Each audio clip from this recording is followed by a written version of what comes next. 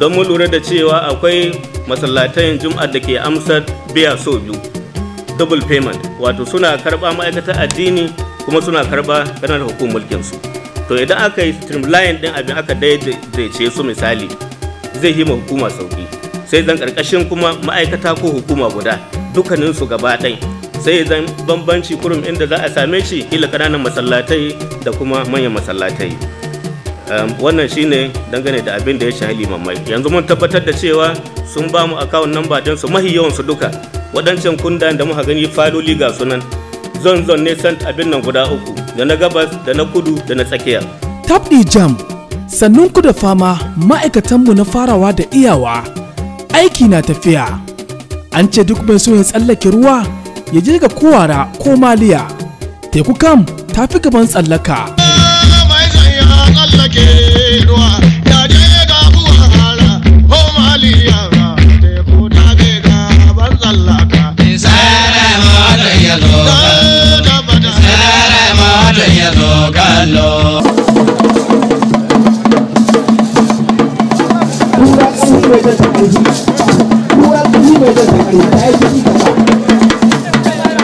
Jama'a a gaishe ku, ya shirye-shiryen tariyar hunturu.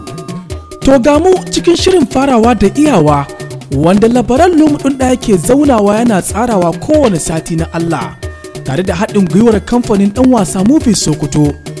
Godiya ga Abubakar Bawa, kakakin gwamnan jihar Sokoto, da Bashar Abubakar, General Manager na Alu TV International, da Aliyu Umar Yabo, mai kula da sashen ɗaukar hoton kamera na gidan gwamnatin jihar Sokoto, da Umar Shehu Sokoto, wakilin RTV a fadar gwamnatin jihar Sokoto, da Salmanu Abubakar na NTA Sokoto Network Center, da Nafi Usani mai ɗaukar hoton kamera a ofishin sanata Aliyu Magatakardawa muku. Kai tsaye mutumin naku ne Ibrahim Abubakar Ladan, jaye da akalar shirin. Wannan shiri shine kashi na 23, shi kuma zakin duniya gwamnan jihar Sokoto Dr. Ahmed Ali Sokoto PhD FCNA wannan litinin ya cika kwanaki 175 a matsayin gwamnan jihar Sokoto. Dokta, Allah shi ƙara ma lafiya da nisan kwana. Sannan kuna kallon mu da sauraron mu ne ta kafofin sadarwa na zamani na duniya, da Rima Radio Sokoto, da Rima Television wato RTV, da Rima FM, dukansu daga nan cikin farfajiyar tsakiyar birnin Sokoto. Gwamnati tana aiki tukuru ba wargi ta kai ba. Gwamnati ta bayar ta shuɗe ba irin ta ce ba. Waka kama komi buɗe ta kai talaka ya duba. To ka kalli farawa da iyawa don ka warware zare da abawa.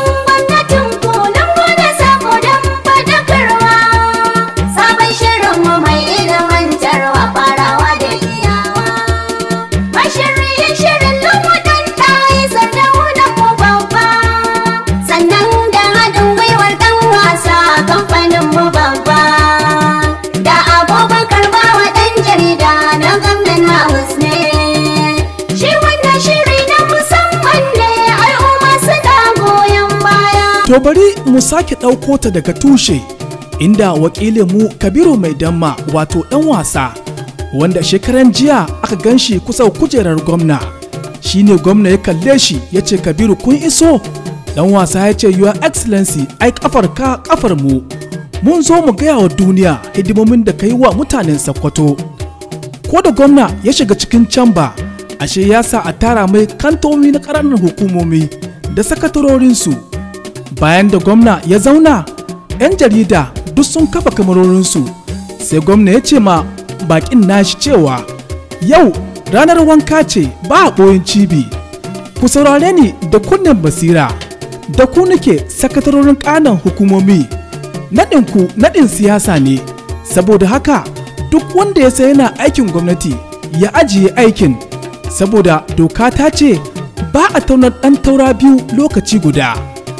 Dr. Ahmad Ali Sokoto ya ce, mu mutane ne masu bin doka, don haka ba za mu amince ba mu kyale ku kuna yawa doka hawan kawara. Wannan shine umurina illa iyaka.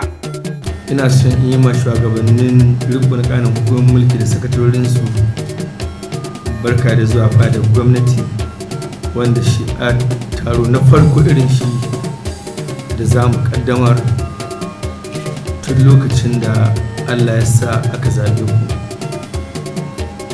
Kamar yadda kuka sani, inda aka fito sakatarori na kanin hukumar mulki a matsayin ma'aikata suke. A wannan karo bisa ga umarni da doka da ta shantarta manyan sakatarorin kanin hukumar mulki, to kuma ku sani kuma kun tsaya matsayin waɗanda ke rike da mukamai na 'yan siyasa. Wanda ya saki aiki cikinku ya yi daidai, wanda ya bai saki aiki ba ya hanzarta sakin aiki, domin shi abin da doka ta tanada. An daɗe ana waɗannan raɗi ana waɗannan manganu, amma ya zama wajibi in fito in haɗa muku abin da a hakikaninsu. Sakatarori na ƙanin hukumar mulki ba ma'aikata ba ne, abin da tsarin doka ta tanada ba ma'aikata ba ne. Saboda haka abin da ya shahi kantoma ya shahe ku, shi yasa ni ce a kira ku mu zo mu tattauna abin da ya shahi tsaro a ƙanin hukumar mulkin. Tunda Allah ya baka mun bi Allah mun bi ka ba mu aikin yayi. Da ya juya ga kantomomin ƙanan hukumomi kuwa, ko kuma ku je ku rika kiran taruka da masu ruwa da tsaki domin a kauda 'yan ta'adda da sauran miyagun ɗiya a jihar ga. Yana mai cewa maganar tsaro magana ce ta kowa, sannan ya girgiza ma dakarun tsaro bisa yadda yanzu suke nuna gwaninta ga wannan yaƙi. Inda an ka fito kamar da muka sani, mun san cewa waɗanda a riƙe da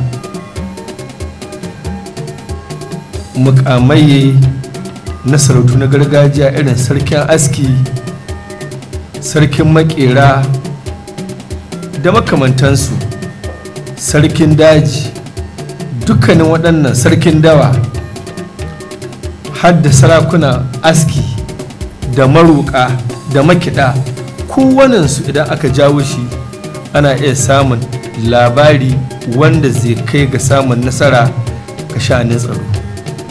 Abin la'akari da shi anan shine a san cewa wa ya shigo bako a cikin gundumarka, me ke gudana a gundumarka. Babu da za a samu wannan labari in baka bi haɗin kai na sarakuna iyayenmu, malaman addini da masu riƙe da sana'o'i da sarautu na gargajiya ba. Akan haka na ga ya zama wajibi in neme ku in gaya muku ya dace a koma gida. Taro da ake yi wanda shahi tsaro na wata-wata, ina da masaniyar cewa ƙanin hukumar mulki ba su yi. Ga halin da muke ciki yanzu, taro ba ma sai an bari ya kai wata-wata ba, ya kamata kowane sati ɗaya sati biyu a zauna a yi bita a gani me ke gudana a kowace karamar hukuma. Ana cikin haka, kafin gwamna ya koma ya zauna, sai ga 'yan kwamitin da suka tantance masu lalura ta musamman da limaman masallatan juma'a da na'ibai da ladannai da shugabanni masu makarantun muhammadiyya sun shigo suna cewa ga rahoto mun kawo ma gwamna, aikin da ka bayar an ƙare.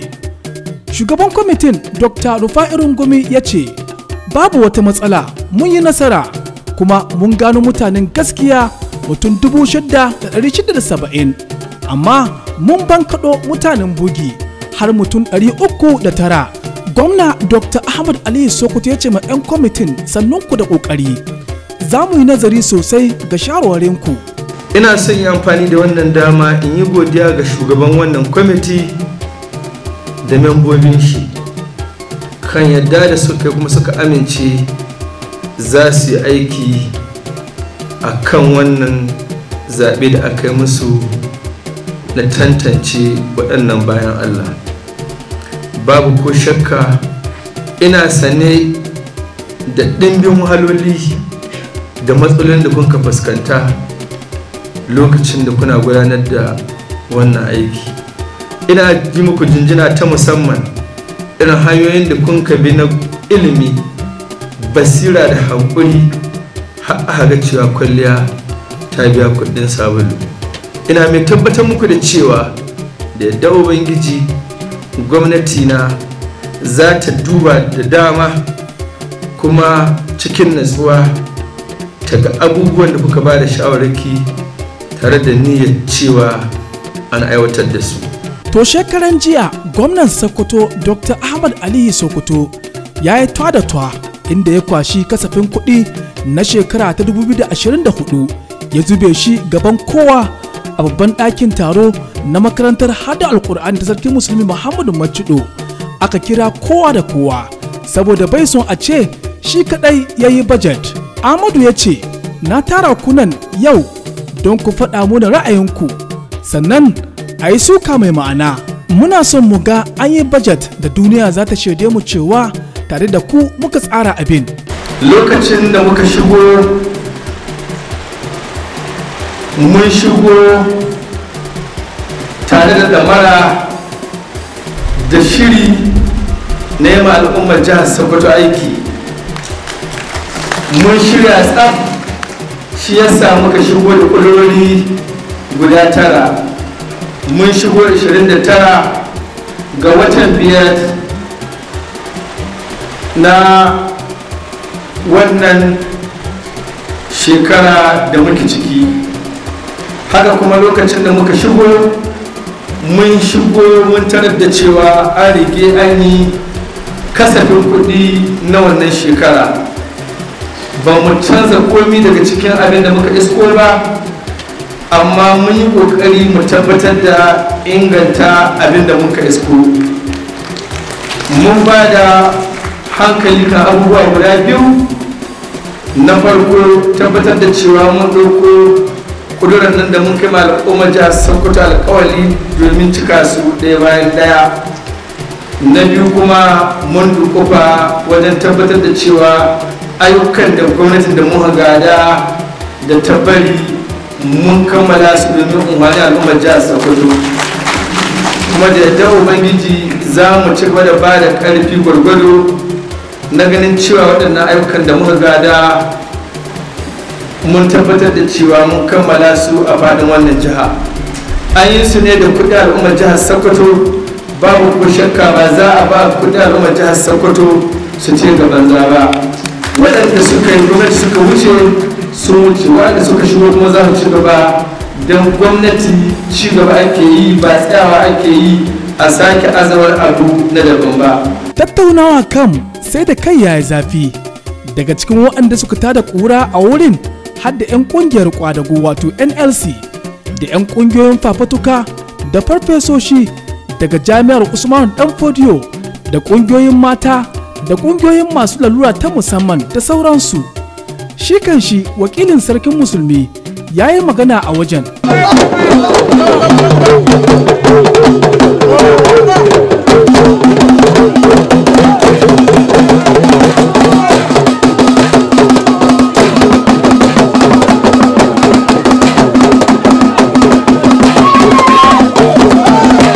Duk cikin hidimomin gwamna a makon ya tura mataimakin shi Idris Muhammad Gobir ya je NTA ya wakilce shi wajen wani bukin baje kolin al'adun gargajiya, bukin da NTA Sokoto Network Center ta shirya tare da haɗin gwiwar ma'aikatar kula da ƙananan hukumomi da masarautu da kuma ma'aikatar al'adu da yawon shakatawa.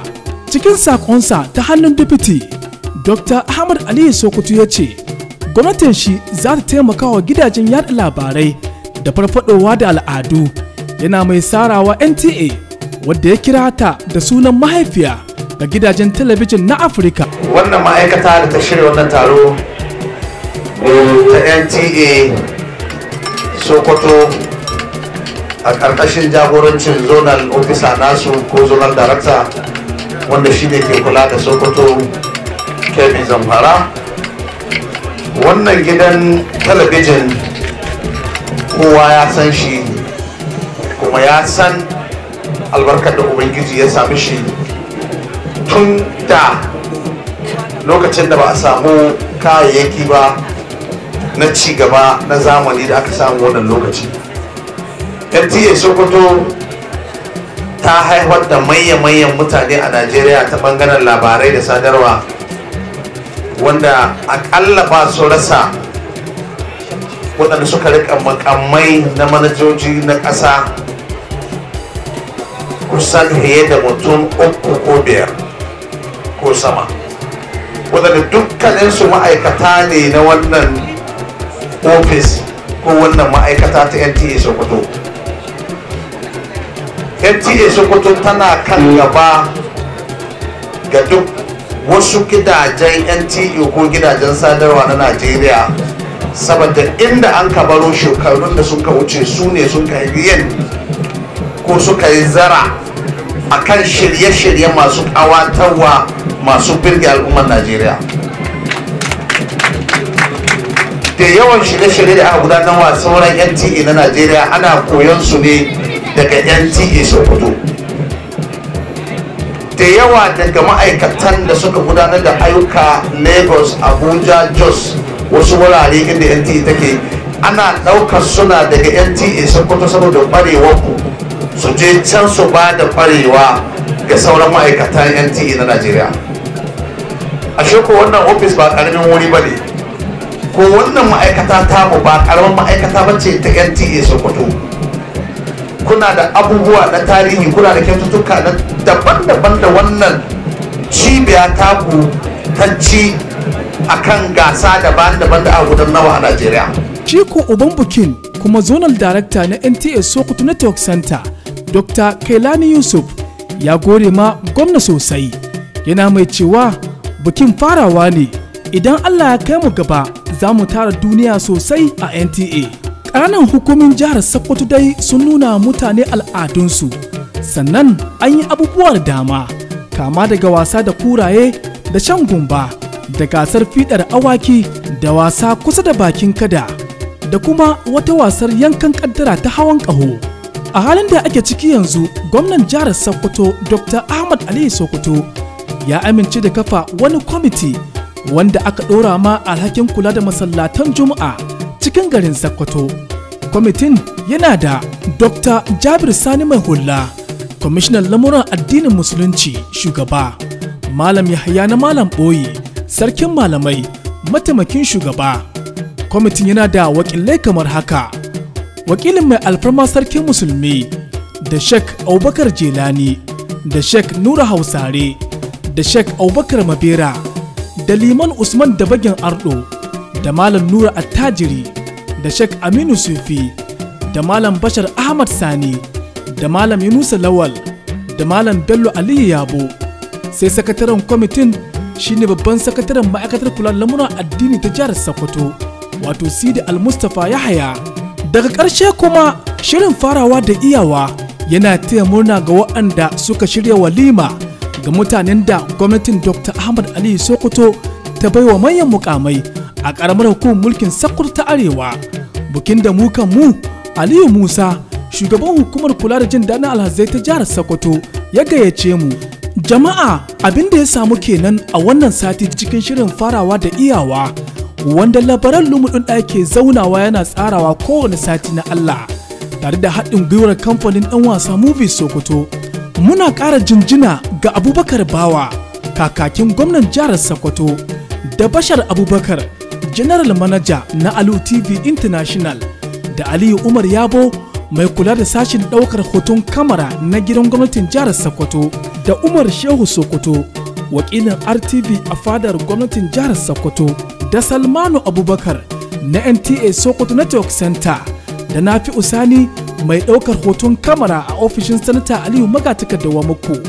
Ni Ibrahim Abubakar Ladan ke cewa da ku ma'assalam. Kusan gwamnatin ku lungu da sako don faɗakarwa, sabon shirinmu mai ilmantarwa farawa da iyawa.